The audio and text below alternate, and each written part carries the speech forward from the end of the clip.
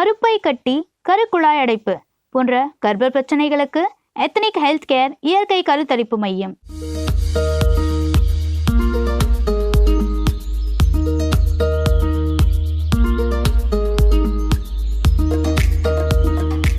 அனைவருக்கும் வணக்கம். இன்றைக்கி நம்ம பார்க்க போகிறது ஒரு சிம்பிளான ரெசிபி தான். மருத்துவ குணங்கள் நிறைந்த சுக்கு காப்பி பொடி எப்படி செய்கிறதுன்னு பார்க்க போகிறோம். நம்ம முன்னோர்கள் ரொம்ப அற்புதமாக சொல்லிட்டு போயிருக்காங்க, சுப்பிரமணிய கடவுளுக்கு மிஞ்சின தெய்வமும் இல்லை, சுக்குக்கு மிஞ்சின மருந்தும் இல்லைன்னு. அவ்வளோ ஒரு மருத்துவ குணங்கள் வாய்ந்த அந்த சுக்கை வச்சு நம்ம எப்படி சுக்கு காப்பி பண்ணுறதுன்னு பார்க்க போகிறோம். வாங்க பார்க்கலாம். சுக்கு காப்பி செய்கிறதுக்கு சுக்கு, தனியா, மிளகு, ஏலக்காய் இது 4 தேவை. சுக்கு 125 கிராம் எடுத்துகிட்ருக்கேன்.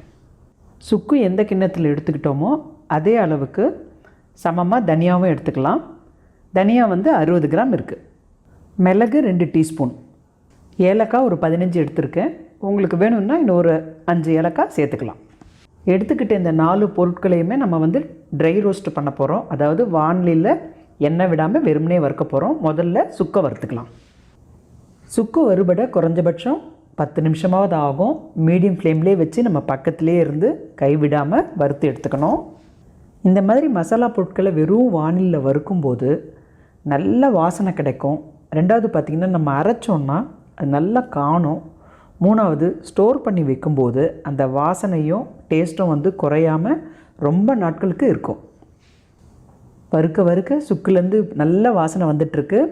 நீங்கள் மைக்ரோவேவ் அவனில் வைக்கிறீங்கன்னா ஒரு 3 மினிட்ஸ் வச்சு எடுத்திங்கன்னா போகிறோம், வறுபட்டுரும். ஆற வச்சுட்டு நீங்கள் பவுடர் பண்ணிக்கலாம். சுக்கு நல்லா வறுபட்டுடுச்சு. இப்போ எடுத்து நம்ம கொட்டி ஆற வச்சிடலாம். அடுத்தது நம்ம தனியாக வறுக்க போகிறோம். ஸ்டவ் சிம்லேயே இருக்கட்டும். பொறுமையாக தான் வறுக்கணும், கைவிடாமல் பக்கத்துலேயே இருந்து வறுத்து எடுத்துக்கணும். ஏன்னா சீக்கிரமாக தனியா வறுபட்டுடும். ஒரு நல்ல வாசம் வரும். அந்த வாசம் வர வரைக்கும் நம்ம வறுத்தா போதும். இப்போ நம்ம மிளகை வறுத்துடலாம். வானலி சூட்லேயே உங்களுக்கு மிளகு வறுபட்டுட்டோம், வாசனை வர ஆரம்பிச்சிடுச்சு. மிளகோடு சேர்த்து நம்ம ஏலக்காயும் சேர்த்து போட்டு வறுத்துடலாம். ரெண்டுமே அந்த வாசனை வந்துடுச்சுன்னா போகிறோம், நம்ம எடுத்து கொட்டி ஆற வச்சிடலாம். நம்ம வறுத்து எடுத்த சுக்கு, தனியா, மிளகு, ஏலக்காய் 4மே தட்டில் கொட்டியாச்சு. நல்லா ஆறட்டும். ஆறினதுக்கப்புறம் நம்ம இதை நைஸாக பொடி பண்ணிக்கலாம். சுக்கு நல்லா வறுபட்டுச்சுன்னா கையில் உடைக்கும் போதே ரொம்ப ஈஸியாக உடையும்.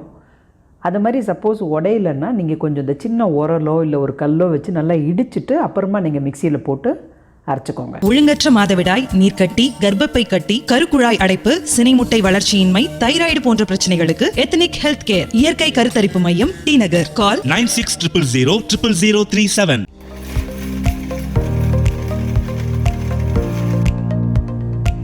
இந்த மாதிரி நல்லா நைஸாக அரைச்சி எடுத்துக்கோங்க. வீடு முழுக்க இப்போ வாசனையாக இருக்குது. ஏன்னா இந்த சுக்கு, மிளகு, தனியா, ஏலக்காய் இது 4ம் சேர்ந்தது அவ்வளோ ஒரு வாசமாக இருக்குது. உடனே சுக்கு காப்பி போட்டு குடிக்கணுங்கிற ஒரு ஆசையை தூண்டுற மாதிரி இருக்குது.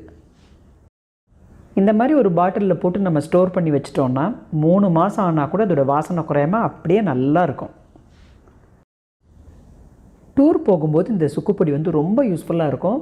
இந்த சுக்குப்பொடியில் நாட்டு சக்கரை இல்லை பனங்கள் கண்டு ஏதாவது நம்ம ஒன்றை பொடி பண்ணி கலந்து எடுத்துகிட்டு போயிட்டோன்னா அங்கே போன இடத்துல நமக்கு ஏதாவது தலைவலி, உடம்பு வலி, ஜலதோஷம் இல்லை வயிற்று பிரச்சனை எதுவாக இருந்தாலும் சரி, இதை ஒரு டம்ளர் வெந்நீரில் 1 ஸ்பூன் கலந்து குடித்தோன்னா கை மேலே பலன் கிடைக்கும்.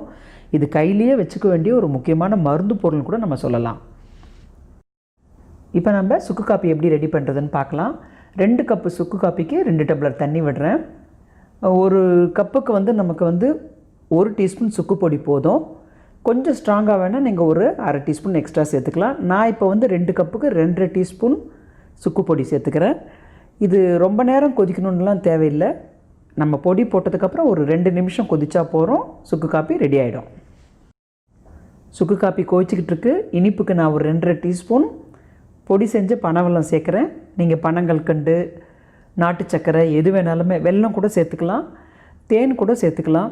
வெள்ளை சக்கரை மாத்திரம் சேர்க்காதீங்க. ஏன்னா இந்த சுக்கு காப்பியோட முழு பலன்களும் நமக்கு வேணும்னா சக்கரை சேர்க்காமல், வெள்ளை சக்கரை சேர்க்காமல் இருக்கிறது ரொம்ப நல்லது. இந்த சுக்குப்பொடியோட மருத்துவ குணங்கள் பார்த்திங்கன்னா நம்ம அடிக்கிட்டே போகலாம். இப்போ நான் ஏற்கனவே சொன்ன மாதிரி தலைவலி, உடம்பு வலி, ஜலதோஷம் இதுக்கு மட்டும் இல்லை, செரிமான கோளாறுகள் இருந்தாலும் சரி, மலச்சிக்கல் பிரச்சனை, வாயு தொல்லை, இதுக்கு எல்லாமே இந்த சுக்கு காப்பி நீங்கள் ரெகுலராக குடிச்சிட்டு வந்தீங்கன்னா உங்களுக்கு அவ்வளோ ஒரு பலன் கிடைக்கும். ரொம்ப நம்ம டயர்டாக இருக்க மாதிரி ஃபீல் பண்ணணும்னு வச்சுக்கோங்களேன். அப்போ இந்த சுக்கு காப்பி குடித்தோன்னா நல்ல ஒரு புத்துணர்ச்சி கொடுக்கும். உடம்புல இருக்க அந்த அசதியை குறைக்கிற தன்மை இந்த சுக்குக்கு உண்டு. சுக்கு காப்பி கொதிக்க கொதிக்க அவ்வளோ வாசனையாக இருக்குது. 2 நிமிஷம் ஆயிடுச்சு, ஸ்டவ்வை ஆஃப் பண்ணிடலாம். இப்போ நம்ம சுக்கு காப்பியை வடிகட்டிடலாம். தினமும் 2 வேளை இந்த சுக்கு காப்பி குடிச்சிட்டு வந்தீங்கன்னா பலன்களை நீங்கள் கண்கூடாக பார்க்கலாம். கடையில் வாங்கி சாப்பிட்றோம், ஆனால் இந்த மாதிரி ஒரு வாசனையும் டேஸ்ட்டும் இருக்கிறது இல்லைன்னு சொல்லுவாங்க.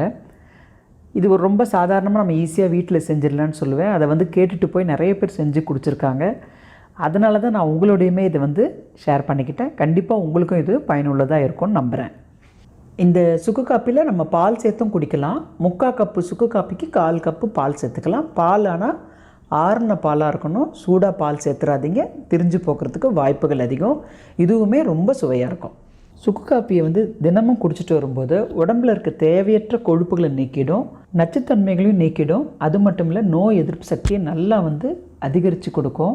டயட்டிங் இருக்கவங்களுக்கு இது ஒரு பெரிய வரப்பிரசாதம். ராத்திரி படுக்க போகும்போது வெதுவெதுப்பாக இந்த சுக்கு காப்பியோட தேன் கலந்து குடிச்சிட்டு வந்தாங்கன்னா கண்கூட அவங்க பலன்களை பார்க்கலாம். பெண்களுக்கு ஏற்படும் கர்ப்பப்பை சம்பந்தமான பிரச்சனைகள் மற்றும் ஆண்களுக்கு ஏற்படும் விந்தணுக்கள் குறைபாடு போன்ற குழந்தையின்மை பிரச்சனைகளுக்கு எத்னிக் ஹெல்த் கேர் இயற்கை கருத்தரிப்பு மையம்